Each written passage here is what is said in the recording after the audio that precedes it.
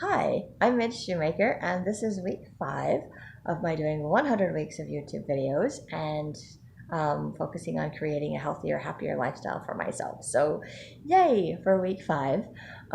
This is my third attempt to do this video with this phone, and if not, I'm going to try it on a different video because this phone is having apparently storage issues. So, problem is I get frustrated with things like that and I get off topic. So I need to get on topic as quickly as possible. Week 5 has been an interesting roller coaster week again. But I have learned a lot this week, and I am really grateful for all the things that I have been learning. A lot of emotional things, a lot of physical things, some mental things. So been listening to the spirit, feeling like I'm getting some spiritual insights into things. So lots of good things. My finances are still a mess. Not even kidding. That's not really doing a whole lot with those, but baby steps. That's the whole point of this. I had this mental image this week that basically I had this mental image. I woke up from a nap on one of the days that I wasn't feeling good or wasn't doing anything, and it was I'm pretty sure God inspired this, put it into my brain, because I see things visually, and it was basically just a picture of myself, an image of my brain, basically. Not like an actual brain that you see images of, but just the space area with a whole bunch of wires everywhere, kind of like that Disney movie Inside Out, with the console inside and all the little buttons that they push. And I basically, took out all the wires and everything that connects it, because that's what I do when I do a project. I just get everything out, and then it takes me forever to figure out where everything goes and put everything away, because I just don't seem to know how to do one thing at a time. I just do everything all at once because I'm crazy like that. So it's just this realization to me that I have some good buttons in there, like journaling and reading my scriptures and meditationals, and exercising, things that I used to do regularly, and I just have gotten out of the habit of doing them. And I feel like it's like frayed wiring or something, and sometimes it sparks and I do it, and sometimes it doesn't. So I need to replace the wiring a little bit, dust off the old buttons, replace the wiring, start using them some more. I have some that are extremely out of control, like my little overwhelm button. Everything is overwhelming, everything is depressing, everything is discouraging, all the little buttons that can be valuable to some extent, but they're just to the extreme. The settings are just way too high, way too sensitive. It's like you just bump it or look at it and it goes off. And then I have, the big giant one that you switch, that you flip, you pull up and down or whatever, and it's my shutdown switch, and you flip that switch and everything just shuts off. And I can't function. I can't do anything. There's nothing. It's complete darkness. It's awesome, except that I need to function. But when there's too many things going off in my brain, too many buttons reacting, too many sparks flying, too many whatever, that overwhelm button is like flashing all the time. My brain's like, we can't handle it. We're just going to shut down until we're ready to turn the lights back on again. But the problem is it just goes, it doesn't come back on slowly. Everything just reboots and we start back up where we were before with everything sparking until I can't handle it and I shut down again. So I'm like, well, I'm sure there's a balance somewhere where I don't have to go quite to the extreme, and I can learn to start using some of my other buttons to calm down the overwhelm without having to shut down everything. So, but it was a reminder that this, to me, it kind of gave me a little bit of hope that I can actually rewire my brain, that things will actually work out at some point. So this is progress. This is a good thing. But at the same time, there's a lot of stuff that's messed up. There's a lot of stuff that I keep unplugging and plugging back in again. A lot of things that are overused, underused, just things that need to be sorted out. And it's going to take time, which is why I am doing 100 weeks of working on myself instead of just 100 days, or just expecting me to change overnight, because that just isn't going to happen. But I've also noticed a lot of progress this week, which is why I like doing these videos, because it forces me to look at my entire week instead of just my day or a moment. Because I had a couple of days where I did not do anything, and I was like, oh, wanting to beat myself up. And then I had a couple of days where I did way too much. I literally went 24 hours or more without sleep, which is insane. But I was busy the entire time. I was working, I was doing things, so I was very proud of myself for that. But not smart to go that long without sleep. And then I did like a 12-hour day at work, which was awesome. And then I ended up not working for the next day because I worked for 12 hours on a migraine, and I did not have the energy to do that, and not enough sleep and a whole bunch of other whatever. But I made the extra money that I did not make the next night because I did not work the next night. So it kind of defeated the purpose. So I was like, well, I'm not sure how good that was. But yeah, so probably will not be doing another 12-hour day anytime soon, at least not when I have a migraine, because that's really not a good idea. And I got the migraine because I did stuff for 24 hours straight and I didn't sleep. So, and then I cleaned my tub that was gross and disgusting, which is part of why I was up for 24 hours because I needed a shower, but I had to clean it first. And then, of course, I pulled the muscles in my leg and all of that because I wasn't used to all of that. So I was stiff and sore and tired. And of course, I woke up with a migraine. So that explains that. But I did learn that the previous week, when I did 2 or 3 days where I wasn't working and I was kind of bummed and disappointed about that my leg actually started healing and feeling better. So I'm like, okay, I think my leg is just telling me I need to stay off of it. But the sciatica in my leg is like, we like the little leg lifts and exercises that I do because it helps that part of me to feel better. So it's kind of like trying to find a balance, and I'm not good at finding a balance with things. So I did not exercise for all of the days. I exercised a couple of days, but I also went to the store for a couple of days after work, which I was very proud of myself because I spent money at the grocery store instead of at the gas station. So yay, slightly healthier foods and more food at home so that I could eat regularly and drink more water. And I think I've been drinking 5 to 6 bottles of water. I'm getting a little bit better at 5. I'm more consistently at 5 bottles of water now. So yay, I'm not quite up to 6. I did 6 a couple of times, so I'm proud of myself for that. I think I even did 7 one day, which is awesome. And it's that time of the month for me, so I'm like all bloated, and I expected my scale to be like completely insane. So I'm like, I haven't exercised, I haven't done whatever. I'm standing on my scale, and I'm going to be like way a whole lot more, and I still only weigh 269. I know that's still a lot, but I was 282.2 last week, so I'm like, or no, 268.2 last week, not 282. Ugh, not that high. It was 268.2, so I'm like, I'm up like less than a pound, maybe a pound.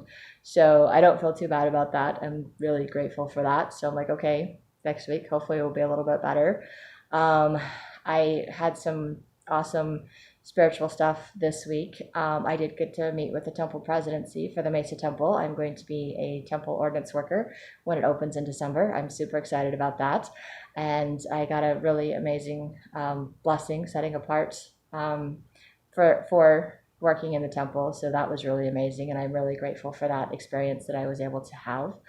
Had a little bit of emotional trauma, whatever, triggers this week.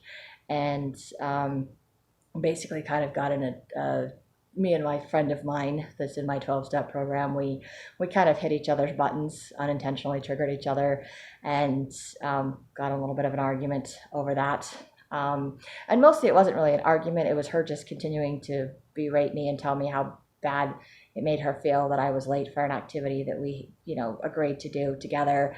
And I was, triggered because she canceled because I was late. And I was like, well, I wanted to go to the activity and you canceled it. Like, you're punishing me because I didn't show up. But I just told her I was sorry. And I listened to the spirit that said, I just need to let it go and go to work and just go about the rest of my day, because life is all about plan B. And I wanted to just come home and be depressed and discouraged and just give up, but I did not. And I was really proud of myself for that. I'm really grateful that God inspired me to keep working. And I did that. And then I came home and then I chose to write in my journal and vent it all out. And then I figured out what my trigger was from. It was from childhood. My biological dad always, canceling or stopping in the middle of whatever. If it didn't go the way that he wanted to or the way he pictured it in his mind, then that was it. We were done. There was no more. It was over. Didn't do fast enough, you didn't get to do it. It's like, it's where I get that whole thing where it has to be perfect the first time or I can't do it at all, because otherwise, because that was basically the rule. If you didn't do it right the first time, even if you have no idea what you're doing, then you didn't get to do it. That was it. That was your one and done. So it was an all or nothing that I lived in growing up. And so that's kind of where my brain goes. So when my friend did that, it triggered that for me. But my being late triggered something that her ex-husband did. And so I didn't respond back to her the day that it happened. I responded back the next day when she kept sending me text messages about it. And I was like, oh my gosh, let it go already. And I basically said, look, we triggered each other. This is my trigger. This is how I felt when you canceled. And she's like, oh, I didn't see it as my canceling. I just saw it as you not showing up. But I was like, I kind of gathered that from the text that you keep sending me. But I did learn that I can't go back. I can't undo. I cannot fix other people's things or issues. I can't control how other people respond to what I do. I can apologize for what I did. I can try to do things differently in the future, but I am habitually late to just about everything. Anybody that knows me knows that about me. Everything always takes longer than I think that it will, and I am late for things. It's just how I am. It's just, I've always been that way. And I've known this person for years. You would think that she would know that about me at this point. But she's going through a lot of other stuff and a lot of other triggers. And I'm also really grateful that I could see that what she was going through and what she was throwing at me was because she was upset. And it wasn't just because she was upset at me and the situation between the two of us. It was because of everything else that was being triggered and everything that's firing in her brain, doing the whole I'm being hurt, I'm being traumatized, I'm being whatever it is that's going on in her brain that I'm not even aware of everything. Honestly, I'm not. And after she said a huge long thing responding to my triggers, at the end of it, she was like, oh, I just realized that this is what my ex-husband used to do, and this is what I'm being triggered by. And she's like, oh, I guess we're just learning about each other and learning a different level of something. And then she just kind of left it like that. She's like, we'll just have to get together another time. Like, it's no big deal. And I'm like, thank you for finally getting to that, but I wish that she would have done what I did and put all of that in a journal entry and then just told me that she was triggered by whatever, and I could have been like, I'm sorry, I didn't mean to trigger you in that way, and then it would be okay, which is what I tried to do with her. But I'm grateful I took the time to figure out that it was a trigger, that I was able to stand up for myself and say, hey, this is a trigger for me, this is what upset me, this is what bothered me, but I understand that this was not an intentional thing. You weren't trying to hurt me. I wasn't trying to hurt you. You know, this is just what happened. This is how. So I was able to respond differently to an emotional situation, which I'm really grateful that I was able to do that I didn't give in to all of that. So I'm like, yay, kudos for making progress with all of my emotional stuff. So yay for that. Yay that I didn't put on a whole bunch of extra weight, even though I didn't do a whole lot of exercising this week. So yay for that. Yay for going to the store to buy food. I think that helps me out a little bit financially because I'm buying it at the store and I get a lot more for the same amount of money that I would spend at the gas station buying snacks and food. So, and I think it's a little bit healthier because I can at least read the ingredients before stuff that I buy. So I'm really grateful that I was able to do that this week and for the mental vision of the wires in my brain and trying to rewire everything and hope that things will get put back together in hopefully a better way. I'll have a better console that works a little bit better when I'm all done rearranging everything in my brain. But it's going to take time. It is a process. It is not something that's going to happen overnight. And hopefully I will get to where I do not have extreme days where I go 24 hours without sleeping. And then, because that's not really healthy for me. So don't need to do that because then I have days like that where I overdo, which is, I mean, it's good to do all that stuff, but then I'm exhausted and I do nothing. But looking at it as a full week, it helps me to have a little bit more compassion for myself in the days that I did nothing because of all the days that I did too much. So I need to find a way to just do enough so that I'm doing what needs to be done, but I'm not overtaxing my body so that I'm not having days where I have to completely do nothing. And hopefully as I continue to do this, I will have less and less do nothing days and I will slowly be able to build up my energy and stamina levels. So that's what I'm hoping for. Yay. I also went to Sunday dinner. I went to church Sunday, obviously, and taught my Sunday school lesson. And then I went to Sunday dinner, my parents' house, mom and dad's shoemakers, and my out-of-state friend that is doing my book covers was visiting, so I got to hang out with her and socialize. So I did a little bit of socialization. So that was fun.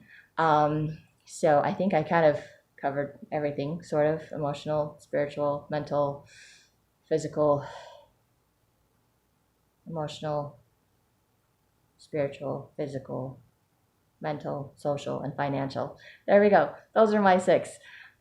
Anyway, that's kind of my little updates. It's a lot shorter than my other videos because I'm worried about how much time and I'm probably talking really fast too because I just don't want my phone to delete the video like it did the last 2 that I did. So not as much information, but hopefully enough, and just grateful that I feel like I'm making progress and that this is still doable, that I can do this, and yay, I'm very excited about that. So anyway, that's all I have for you guys. If anyone has any questions or comments or ideas on how I can do a little bit better, I'm open to any suggestions. May or may not do all of them, but I'm open anyway, just for the idea. And that's all I have. So if you like these videos, you can hit like, subscribe, share with someone else if you think they'll like it too. And I hope you have a great week full of gratitude and find some fabulous ways to have a healthier, happier lifestyle for yourself too.